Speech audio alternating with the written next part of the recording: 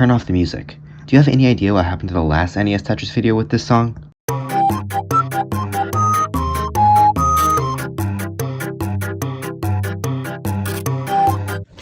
This is me, playing Tetris, in front of 2,000 people live and over 28,000 people on YouTube. But why? Why does this tournament exist? Why am I here in front of such a large audience? Why are the pieces so much slower than this Tetris?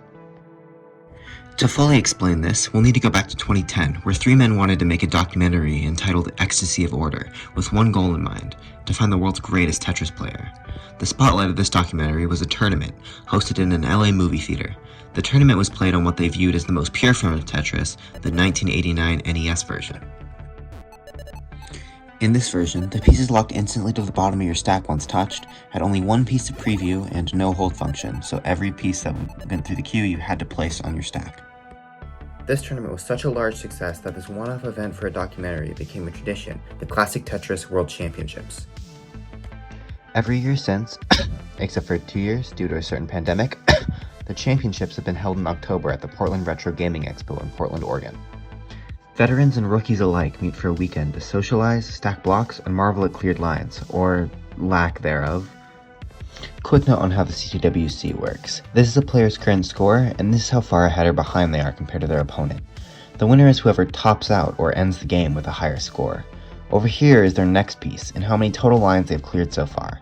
Down here are the hearts, and this is how game wins are measured. Both players start with 0 hearts, and as a player wins a game, a heart gets added. When a player reaches the amount of hearts they need to proceed, they have won the round and knock out the other player. Before we go any further, however, you should understand a few things. Arguably the most important is that NES Tetris is played with a finish line for the most part. Tetrises are by far the most efficient way to score per line clear, and that seems like just a bonus until you factor in the speed changes that correspond to certain line counts. On level 18, the level started on in the tournament, a piece falls one space down the 10x20 grid every 3 frames. At the 60 frames per second the game runs at, this means it takes a piece 20 cells at the speed of 20 cells per second, meaning pieces on 18 take a second to drop from top to the bottom of the playfield.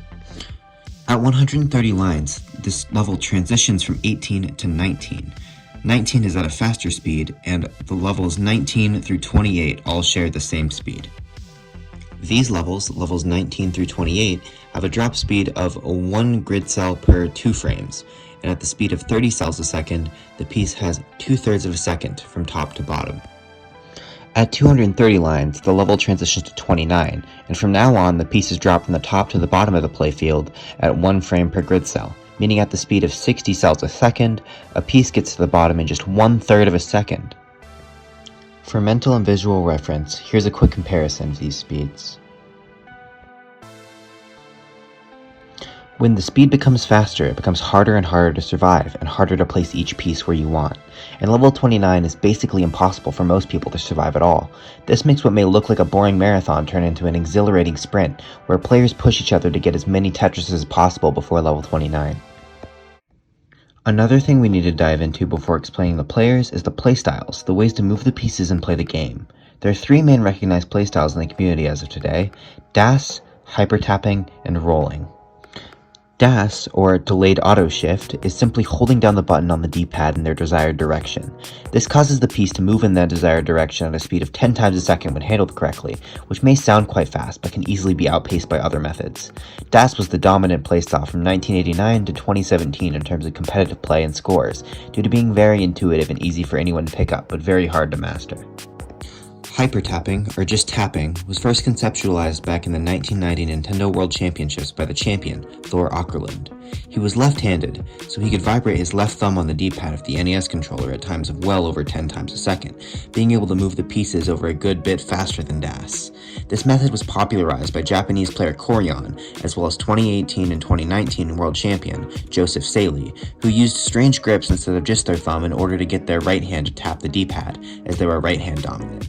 Tapping also notably allowed the best of the best to be able to play on level 29, to squeak across more lines than ever possible with DAS. This playstyle was dominant all the way up until late 2021 in terms of scoring, and was viable all the way up until early 2022 at the very top level for competitive play. Rolling is a method still in its infancy, but is by far the most powerful playstyle ever conceived up to this point in the game's history. Originally labeled Fly Hack for a bit after Hector Fly Rodriguez, a man who pioneered a similar technique for the arcade machine back in 1983, setting world records for games such as track and field, the idea at its core was to use all your fingers instead of just one, to reach higher speeds impossible with just the vibration of one finger.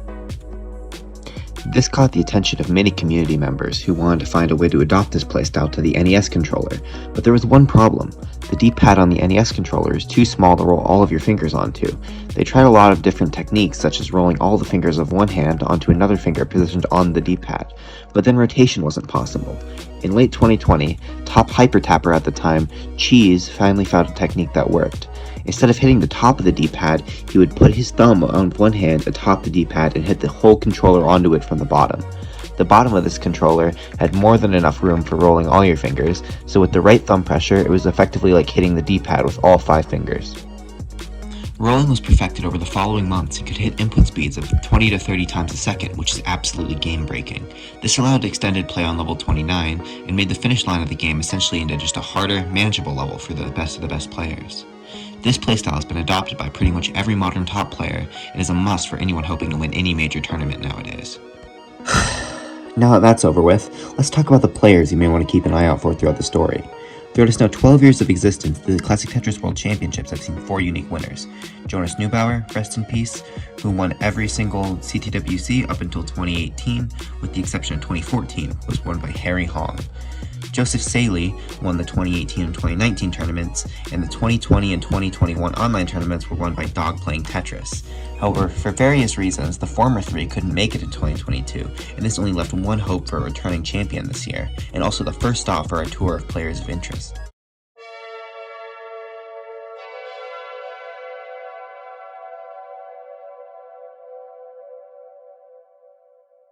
But Dog, you are the 2020 champion. There's a lot of... Not only can you come in as a rookie, but you can come in as a defending champion and hold your own and get another title. Dog is a 15-year-old player from Texas. He won the 2020 and 2021 online world championships, but had never played in person in a CTWC. He was arguably the favorite going into the tournament due to his experience, but it had been a little while, since March, since he had won the main online tournament, the Classic Tetris Monthly Masters event. Going into 2022, he was the only possible chance for a returning champion, and it was looking quite good for his chances.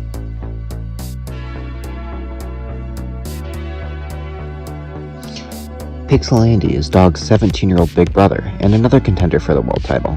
He got 2nd and 4th place in 2020 and 2021 respectively, going out to his brother Dog both years, and won back-to-back months in Classic Tetris Monthly in May and June of 2022.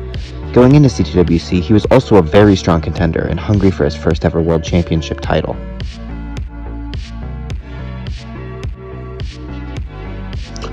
Hufflepuffus has been a top player for multiple years now, also with a 4th and 2nd place in CTWC's 2020 and 2021 respectively. He was one of the first players to jump on the rolling bandwagon and previously held an overall score world record in late 2021. He was also the winner of the September Classic Tetris Monthly, the last edition of the tournament before CTWC, showing he was in very good shape very close to the day of the tournament, meaning he definitely had a fair shot at winning. Eric ICX is the current world record holder and has been since April 1st, 2022.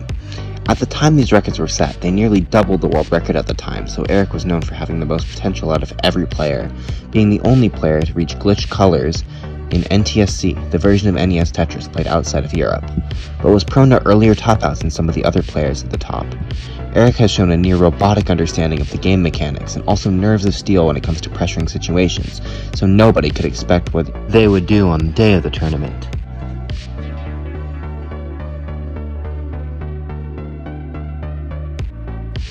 Alex Thatch, or Alex T, is one of the most notable NES Tetris prodigies in recent history, setting the world record for youngest max-out player for quite a while, and also setting many overall world records while being just 12 or 13 years old.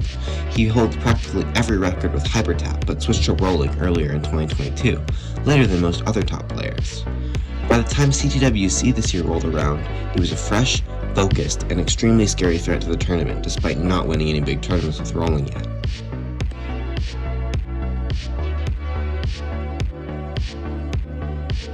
Fractal161 has also been a top player for a long time, throughout the eras of tap and roll, but had never been quite the best of the best. He switched to roll relatively early on, and was the first person to ever reach the glitched color palettes in PAL, the European version, with a slower final speed. He was easily one of the best players recently before CTWC, winning 3 of the last 6 CTM months before the tournament, and being one of the community's strong predicted favorites, especially due to his first place in the Tetris ELO rankings at the time, which is the ranking system for competitive Tetris. Prior to the CTWC, these players were so favored among the community that they were known as the Big Six. aGameScout found that in the 5 months of CTM prior to the CTWC, these players had been undefeated against everyone but each other, and the semifinals of each month always consisted of 4 of 6 of the Big Six players. When taking this into consideration, the community was pretty much 100% certain that the champion would be one of these 6 players, but who would take home the crown? Scout put together a lot of statistics from these CTM Masters events, and helped put into perspective just how these players stacked up against each other's numbers-wise, and aimed to find the objective most likely winner.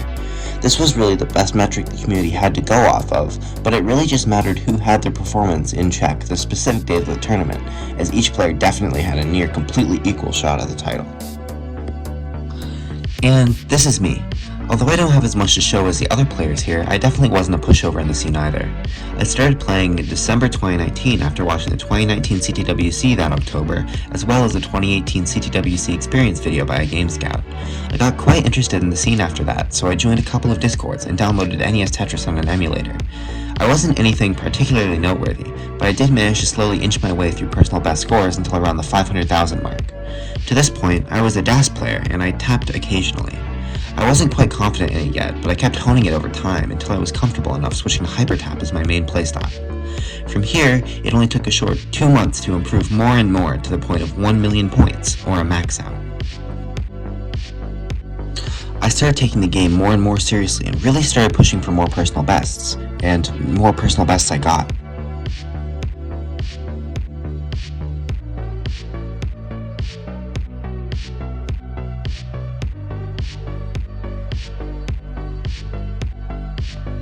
Until on September 25th, 2021, just after midnight local time, I scored the prestigious score of 1.3 million points.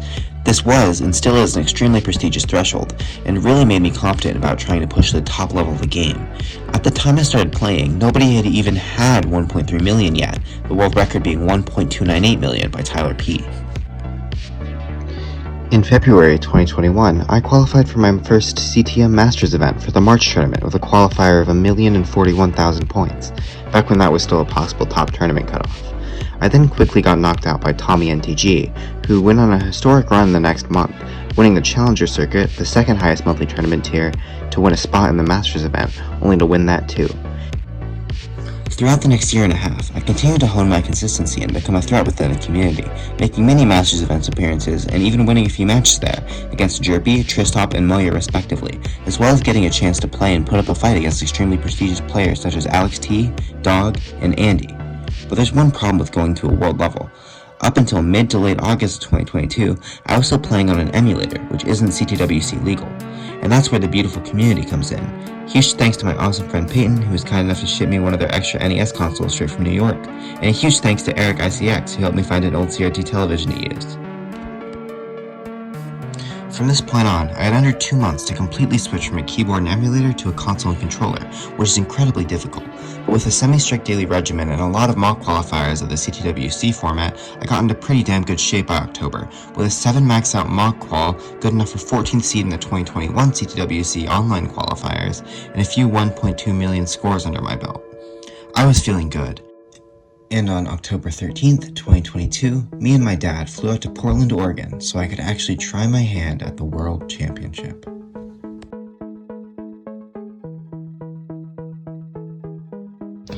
The day of arrival in Portland, I got to meet a few people before even leaving the airport. I was very nervous, but I was looking forward to seeing everyone for the first time that I had only talked to online, and I was very glad that I got to see a few of them before the tournament itself so I'd be more comfortable. The first person I met was a good friend of mine and top 16 2021 CTWC player, Aaron. We talked a little bit, and it felt super nice to meet someone in person for the first time, being strangely natural feeling instead of awkward as I expected. A few minutes later, we walked to the baggage claim and met up with 2 more people going to the tournament, commentator and event organizer Grand Designs, and a player by the name of Draco. We talked for a small bit before parting our separate ways to check into our hotels and prepare for dinner plans. Fractal had decided to plan a dinner and hang out for people at a food cart area that night, and me and my dad headed over and met a lot of people for the first time. Everyone was eating and talking about the upcoming tournament. Between conversations about random topics and dinner, hours flew by, and me and my dad headed back to our hotel, which was only a short walk away from the convention center. My nerves and excitement were both at an all-time high, and I couldn't wait for the tournament. 29 play. Now all the factor in this outcome. The next day, me and a few other friends went out to lunch in a Raising Cane's at the mall before heading to the convention center. Here, we ate the objectively optimal Cane's order and watched the first group of qualifiers from the restaurant. We lightly predicted some qualifying results and just talked amongst ourselves for an hour or two before finishing consumption of our questionable fried chicken and heading to the convention center for our qualifier slots. Rhubarb, Valor, Aaron, Fractal, Tugi, Zeno, and I all had synchronized our qualifying times to go get lunch, and we were all about to begin our qualifiers. I sat down at a qualifying station and proceeded to warm up mentally and physically. Fractal, being a contender for the world title, took one of the 4 spots on the main stage. Everyone else in the group I was in took their own individual seats, and I was getting more and more excited for the bracket stages. After my 2 qualifying hours were up, I ended up with 5 max outs and 964,000 as my highest non-max out score, eventually putting me at 22nd seed overall, which was most definitely safely in the tournament, even without everyone going yet. I was super happy with how I played, and my performance, funnily enough, aligned with my average mock qualifier performance from my home sessions. I then went up to watch Fractal and Eric play out their last games, which hilariously resulted in an extremely short-lived world record. Fractal had got his 14th max out just a couple seconds after Eric did, stealing the world record away from Eric nearly instantly, and ending off their qualifiers with the 2 highest qualifying scores up to that point and for the whole tournament, claiming 1st and 2nd seed for the brackets. So many highlights happened throughout the qualifying stages, such as veteran player Jeff, who had participated in the finals in 2016, nearly setting a new qualifying record for the DAS playstyle, having lots of heartbreaking close calls until a very impressive 4 max outs by the end of his qualifier. At the end of qualifying, this is what the standings look like. Soon, the bracket stages would start, first with a round 0 to whittle down the player amount down from the top 48 to the top 32. In round 0, the bottom 32 seeds played each other for a round to fight for a spot against one of the top 16 players in round 1. There was a huge surprise early on too, with DAS player turned roller and prominent community member Burb Wizard, the 48th and last seed in the main bracket, eliminating the highest round 0 seed and rolling pioneer Cheese in the first round, shocking everyone. My first opponent was the 43rd seed, NDDK, who I had never played before and didn't know a lot about other than seeing him play a few times online over a year beforehand. I was sitting down to warm up at one of the stations and he was actually next to me before our match. We talked a little bit and he was super nice. We got called up to the stage and it was time for my first ever console match to begin. Tetris for L. Will shenanigans and hope that something happens and Nowhere from NDDK. 737 to now 860-29 play. Yeah, we'll see if these cappers can, how far they can survive into 29 here. Yeah, L with the match. In the very first game, I overcame all of my onstage nerves and knocked down a max out, which may not seem too impressive, but prior to the 2022 CTWC, there were only 3 in-person CTWC max outs in competition ever, 2 by double world champion Joseph Saley and 1 by Japanese DAS legend Green Tea, making for one of the most historic Tetris matches of all time, the first ever double max out in CTWC. Couple of pieces away from a max out for Green Tea. Oh, he could do it if he gets a long bar right now. He needs a long bar. There it is. A long bar. Oh, no. Oh, no. Mr. Green Tea. Double max out. Oh, my goodness. What is happening? This was a historic moment for me as well, and all of my nerves in front of the stage lights and the crowd just faded away. With proof I could perform well under the pressure, my confidence boosted so much, but I knew it would still be a tough match, especially after the super impressive 29 Tetris by NTDK. After an awkward fist bump handshake standoff, the next game began. Yeah, Ella approaching 29, down level 27. Spot just about by 3 Tetrises where Unfolding here. Boom, Tetris for L. Getting that playfield somewhat under control. There's a bit of a spire. well, L down by 200,000 points. Not going to get set up for a 30. He's going to use that long bar to open up the left well. NDDK got his own max out, making for 2 very solid games in a row, and a very nice showing for both of us. The next game was a little underwhelming, unfortunately, with him dying early on level 18. But the last game was another interesting, noteworthy one. If L can put this one away. It is definitely possible. I mean, we saw evidence in game 2. Yeah, L looking for that knockout punch here. Super optimizing tapping, or like you said, Matt with, oh wow, nice spin by L. This is without a long bar, and that's your primary way to score. Out of this without burning too I many transitioned to lines. level 19 with around 650,000 points, which to this point I believe was the highest ever score into level 19 in an in-person World Championship event, so I could say I held a temporary world record. My game ended quite quickly afterward, but luckily my huge score lead was too much for him to catch up with, and I won the match 3-1 to advance to the round of 32. My first match went super well overall, and NDDK was a super great sport about it. It helped me remember one of my favorite things about the community, the great sportsmanship that was exhibited. Some more matches went by, and there were a few notable moments, like DAS player Tuki, who came all the way from Austria, coming back from 2-0 down against Roller Ella for an awesome storyline about DAS staying viable as a playstyle on the world level. An upset! Das has beaten Rolling. Tugi is going to advance, eliminating Ella. What an upset. Another highlight of Round 0 were these absolutely insane games between Opox and Redshirt. Rolling, Where's get it the long over. bar? He needs 2 more birds! To the left. And Oh no! Hey, He needs 2 more birds! No! Oh Red shirt needs no! Redshirt 8,000 points! He's got a dope piece of our life! Gets it over! 5,000 point difference. 4,000, 3,000. 2,000! 1,000! One more 540. line! One more and line. there it is! Red shirt takes the Completing decider! the chase it back. That close. Round 0 was over, but the tournament was just getting started. Round 1 was next, and my opponent was the absolutely terrifying player Brodendamp, or Alan. Unfortunately, there was a problem I only encountered between the first and second round. A little bit of a controller timeout on top. Let's see if we can get My controller wasn't working, and this was the only time I'd ever experienced controller issues in the 2 months I've been on console, and it was right before an incredibly hard match in the World Championship. I ran out into the crowd to try to find other players to see if anyone had a controller I could borrow. So, with my tournament life on the line, I returned with a controller from the crowd and started up the set. Plus some pushdown points these players are gods. Another knocks down a Tetris. 541 to Bro and a 614 transition for L. Oh, 25 L, 26 Allen into 25 Tetris, 26 Tetris. There we go. I know how this game works. Then how much? How deep can he go? Oh, Al, we're not going to find out. Al's going to top out here at 27 now. L has got an opportunity to chase this down. It's like a Tetris and a half. And there's a Tetris, and I'm just looking for the half, and there's the half. Woo! See that sound from L? I managed to win Game 1 with a 900k with a controller I wasn't very used to, and I was extremely happy with this, but there was still 2 more games to go, at least, and it was time to see what would happen.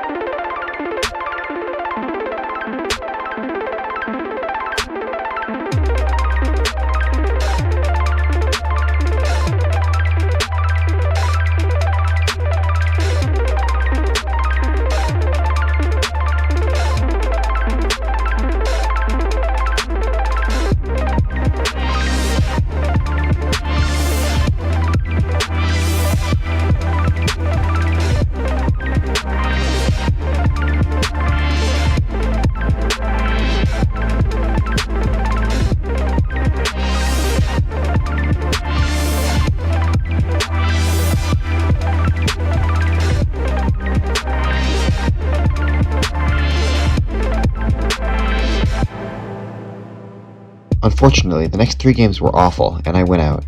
My one win against Alan helped separate me from the rest of the round of 32 losers, and I ended up finishing at a very impressive 20th place, which I'm incredibly happy with, even if I could have possibly gone higher. Out of the rest of the round 1 matches, the most notable was definitely Eric ICX versus Confusing Pokey. Kind of needs to work his way around some of these pieces. Lines left to transition. Could go for the column 9. Eric has 1 Tetris left in hand before 29. There it is. Just under a max. 1 million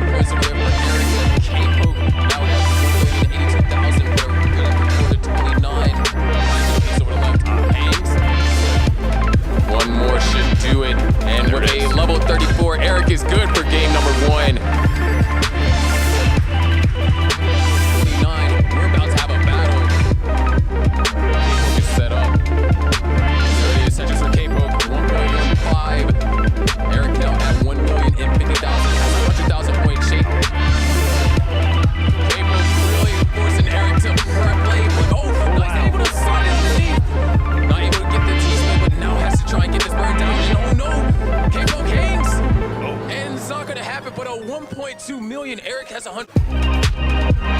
Really just trying to keep the board safe, because all it takes is just one miss drop in a poorly timed drop to really send things spiraling wrong. And Eric, we're seeing it, level 35 way out. And that single is gonna do it. What a chase down, double 1.2. What a great game. Level 37, level 32, excellently played. Insane. K-Poke and Eric are both R, and oh, Eric now. Oh, the hang. K-Poke takes game number 3. These pieces, 1,147,000, and it just hit the triple. Eric now trying to get the sack under control. Looking for some good pieces. K-Poke just trying to stay alive, force Eric to play as far as possible. K-Poke does not need to go for Tetris or anything right now, because this puts Long bar doesn't come. Oh, the S-burst! Eric now still alive, and K-Poke can't get it all the way over to the right. Eric now has a 200,000 point chase down. Couple more difficult pieces. And that double is gonna do it. Eric is advancing to top 16. For context, Poke's PB at the time of this match was only 1.25 million, meaning he came super close to his best score ever 3 whole times in that match, and still lost. After round 1 was over, the convention let out for the day. My dad and I actually went and got dinner with my first round opponent, NDDK, his uncle Mystek, and more community members Rhubarb, Tugi, Valor, and Foiled Thrice. After that, we headed back to our hotel to rest up for the round of 16. Even though I was out, I was super excited to watch the best in the world play out their games. I want to get all your reactions, because like I watched these CTWCs. Now it was Sunday, time for the top 16 matches all the way until the very end of the tournament, the finals. There were some awesome matches on display here today, such as Andy versus Dylan, Some piece over, and it's not gonna happen. So Andy is good for game number 4. Xeno versus Hydrant, 3 million here for Xeno. Things are starting to get slightly complicated. and Sidney versus Alex T, which ended up being the first slain victim of the Big Six, and he ended up getting 16th, just 4 spots above me in placement, which was a shocker to so many as he was a favorite to possibly win it all. Unfortunately, controller issues have been plaguing so many people this CTWC, and Alex became another slain victim. Another special round highlight was an unexpected one, with Alan beating extremely strong player Tristop to become the only hyper tapper in the top 8 this year. The top 8 commenced, and thus began the toughest matchups yet, including the first matchup between the 2 of the Big Six, Andy versus Huff.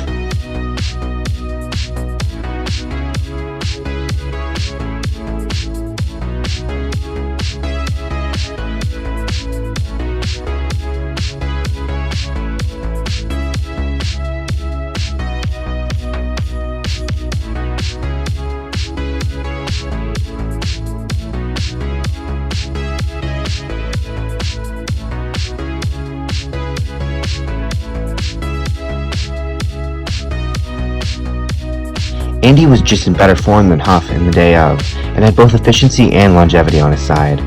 We also saw a crazy showing from Alan against Dog, which is an absolutely wild score for a hyper tapper on one given competitive game.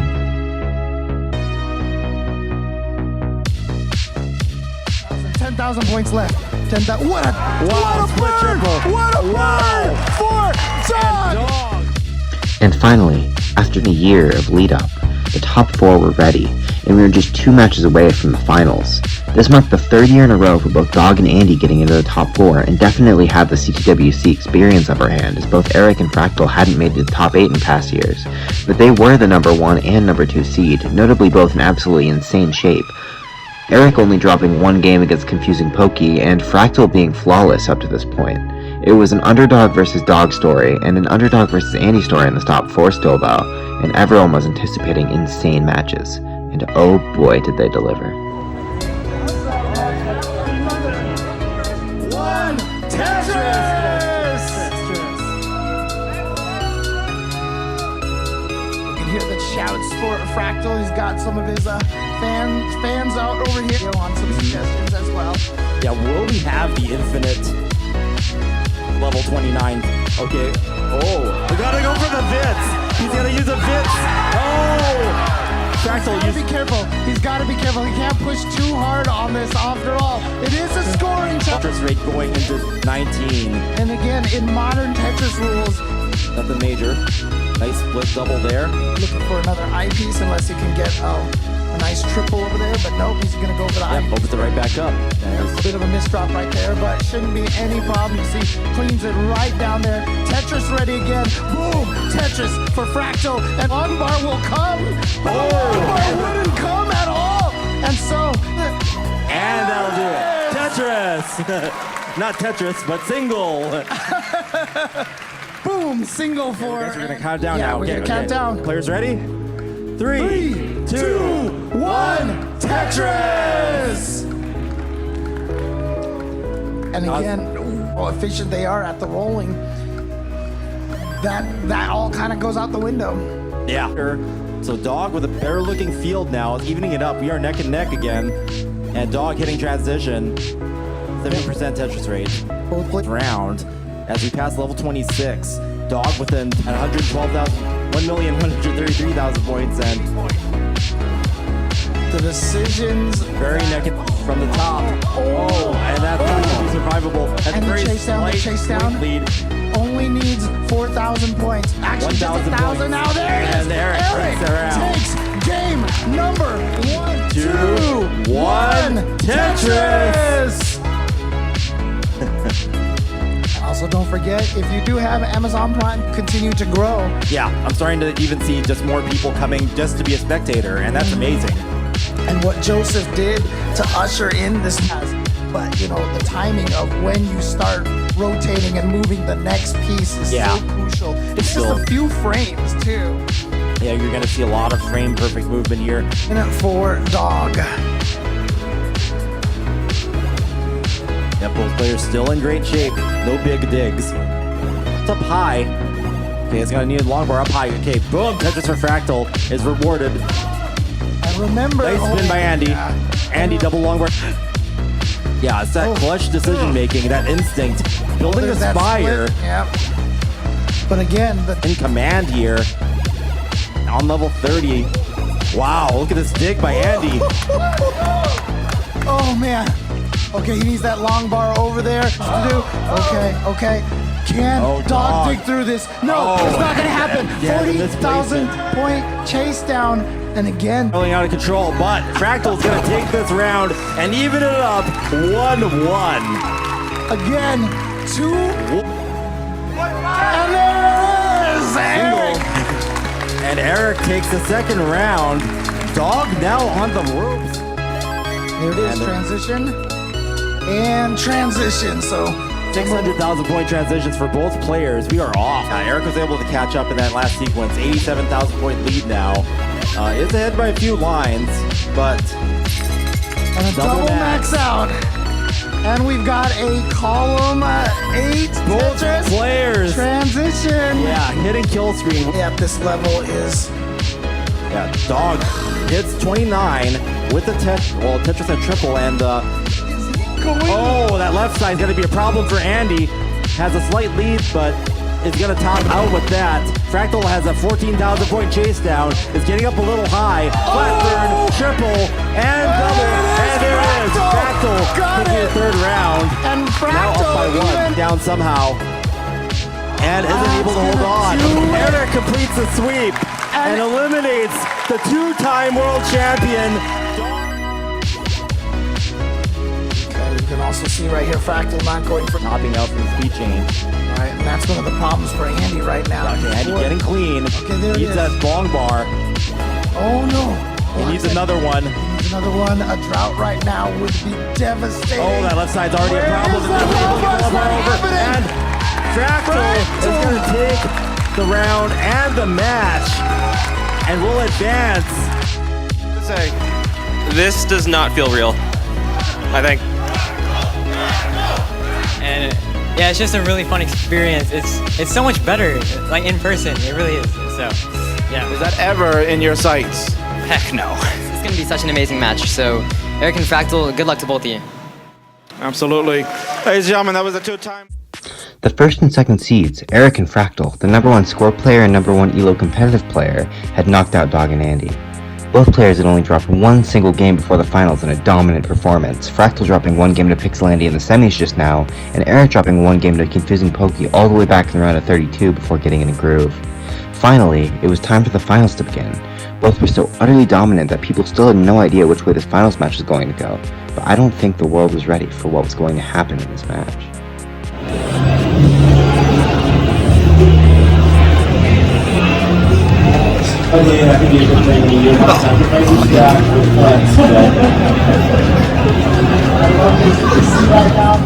That relaxation, that might actually... Both players entered level 29 at a respectable 1.1 million, and continued to pour on the points like no match we'd seen prior in this tournament. Full screen, Fractal up a little bit high, he's gonna have to burn down.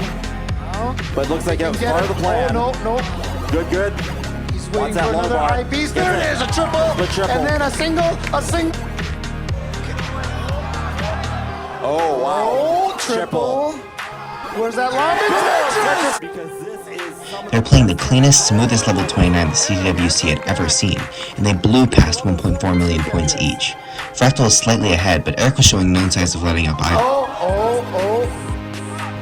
Fractal still up by 32,000 points. Both players got into quite the situation around level 46 and 47, showing some survival thought literally impossible by everyone just a year ago. But it was ultimately Fractal who made a mistake first, not able to make the long bar over to column 10, and it was a simple chase down for Eric.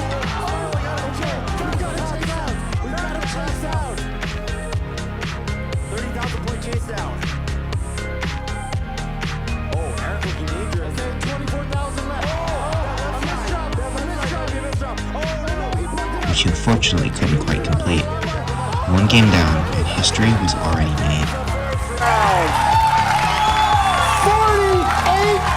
The whole section of the convention erupted in applause, and everyone was eager to see what these two players could do throughout the rest of their set. 3 million points between these two players. That was game number 1. That was just the first shot fired in a war between Tetris Titans. With a quick penguin hug from Fractal for good luck, Game 2 commenced. Fractal played an amazing game and had a remarkable 1.2 million into level 29, a whole 200k above Eric's score into 29, but if anyone could make this deficit up, it would be Eric. They played the waiting game, and it paid off for them, as Fractal again misdropped into another tough situation and ended up not being able to clear it, still ending with an extremely respectable 1.32 million, a score that would win just about any CTWC game ever played in the past. But this wasn't the past. Eric pressed on and on, pressure building as Fractal watched, hoping for a miracle, but Eric was locked in. The robotic focus and resilience was starting to show, and they calmly and elegantly took the second game to even up the set at 1 game apiece. I also want to take a second too to admire the wonderful sportsmanship displayed here. That makes this community my favorite I've ever had the pleasure of being in. More applause. This was an absolutely record-breaking set already, as there had only been 3 double 1.3 games ever in CTWC prior, in 2021 between Dog and PokeNerd, 2022 between Xeno and Hydrant, and the double 1.5s in the very previous game between Eric and Fractal. Even with everyone's expectations through the roof now, the set had to be played game by game still. Game 3 was next, and oh my god, was Game 3 one to remember. Eric entered level 29 with a min-max out, while Fractal again prevailed in efficiency, just half a Tetris away from another 1.2 million score into level 29. The theme throughout the set was becoming quite clear, Fractal having the lead but dying prematurely, allowing Eric to have the nerves and reins in their own hands. Both players continued on, breezing past 100,000 point barriers with ease. Tetris! Boom, Tetris for Fractal. And again, he is 10 lines behind, so that 160, he's actually probably has a higher lead in this game essentially than he did in... Nice flat birds. Oh, beautiful. Nice Back by down. Fractal. Yep, all the way back down. Eric now with a little bit of traffic on the board. Yeah, Eric needs, okay, perfect right there, but now he needs something for the right side, the left side over there, and he's got it. The T-piece.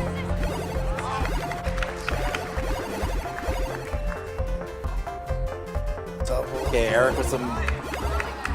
Okay, good solves. Open up again.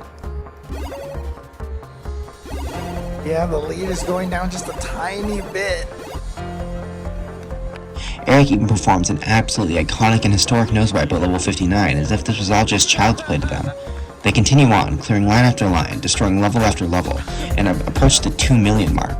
This was so far beyond what I had expected them to be able to do with all the nerves in the world and with all the pressure of the finals. It was bringing out the best in each of them. Fractal passed the 2 million mark and pulled off an amazing sequence to get a death-defying Tetris on level 67. A Tetris at level 67! A Tetris at level 67! And look at that lead jump! All the way up to 190,000. But Eric fired right back with an amazing level 69, hey now, Tetris for his own 2 million score, meaning this game was at least a double 2 million and still going. Fractal unfortunately succumbed to some awkward placements and couldn't clear anymore, leaving Eric to chase down his score again, which they managed to pull off for the biggest CTWC game in history. 15, 12, 9, 2, single.